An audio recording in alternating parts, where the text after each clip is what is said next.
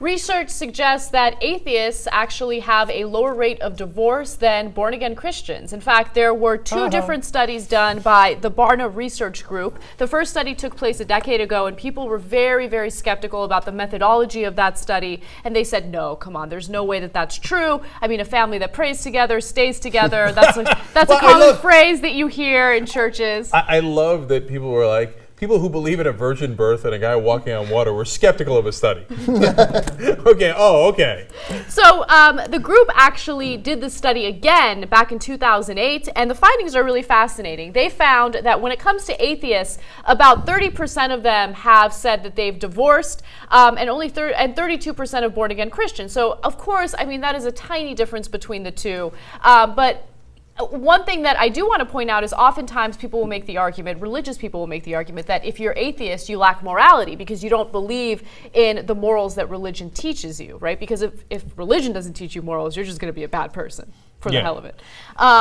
But you can look from those numbers that has absolutely no bearing on your relationship. And morality has no bearing on divorce rates. Exactly. Okay. Yeah. So, a couple of things here. First of all, the first study from a decade ago was more pronounced.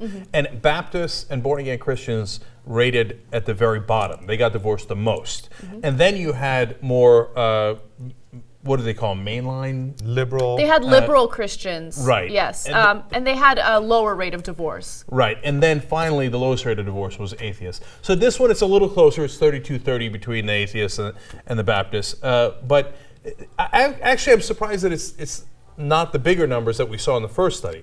Yeah. And I'll tell you, look, there's a million reasons why conservative Christians get divorced more frequently. The biggest one is, stay a virgin, stay a virgin, stay a virgin. And so, well, until you get married. So what do people do? If they actually believe it, they get married, right? Yes. And they're a lot they get married young. And when you get married young, you're much more likely to get divorced. Yeah, also, they're getting married because they think they have to get married. Right. You must get married. It's a part of God's plan. There's a lot of should in those lives, in those relationships. Yeah. And then, should lasts for a while. It doesn't last 20 years. Right. Like, at some point, should gives in to, I can't stand this person. Right, I can't stand this person, right. Yeah, so to your point about why the more recent study had a smaller delta between the atheists and the fundamentalists Look in terms of smaller delta. In terms of the divorce rate.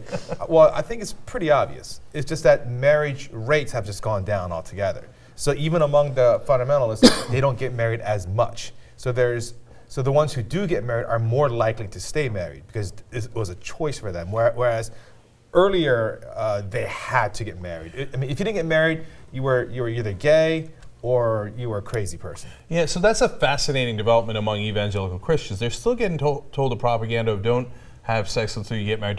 So overall, like, don't have sex because you're single. Don't. But they can't. They're human, so they have sex, right? But now the whole idea, as Steve pointed out, of you have to get married if you're having a baby, has gone down. So what's gone up is the number of single mothers that are evangelical Christians. Yeah.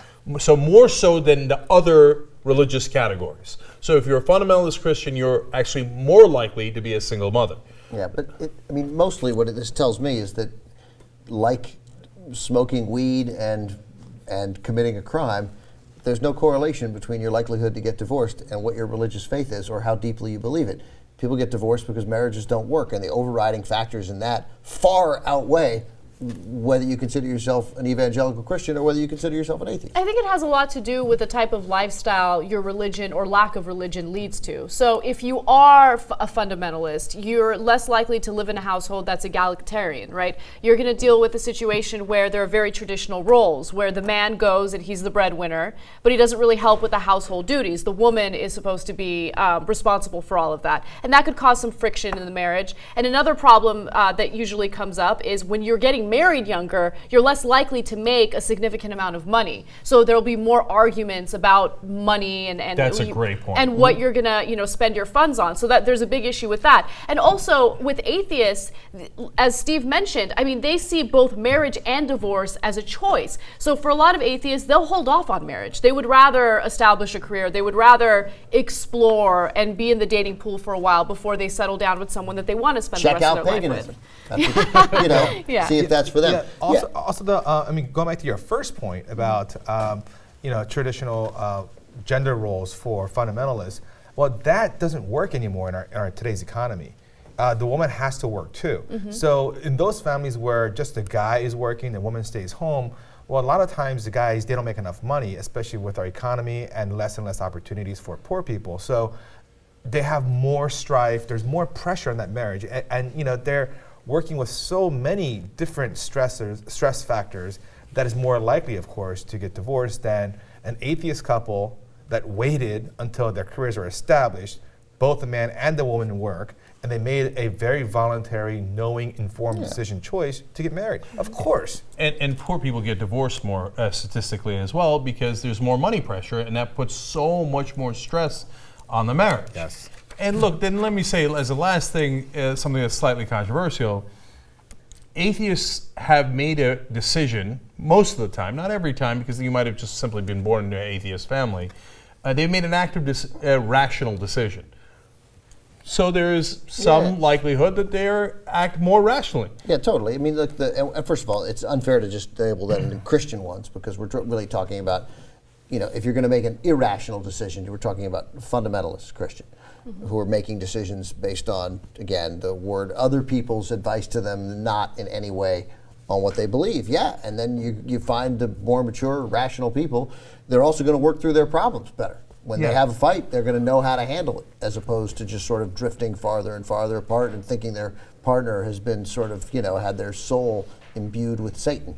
Yeah, and look, you might take it as an insult, but I'm being literal. Like, some atheists make decisions not based on what they think some other supernatural being wants, but based on the best of their ability of logic and reason. They're not all smart. They don't all make logical decisions. Whatever works for them in their situation. But reason is the basis for their decision, as opposed to other things like faith. And there's a lot to be said for faith. But if you're picking partners based on faith or based on logic, my guess is you're going to do a little bit better with logic. And a lot of people will hate that. And they'll think, well, no, love's all about faith and stuff. But then I'll see you when you get divorced. Let's not kid ourselves. Then the faith that many religious relationships will keep people together when it shouldn't. I'm sure it saves some relationships also.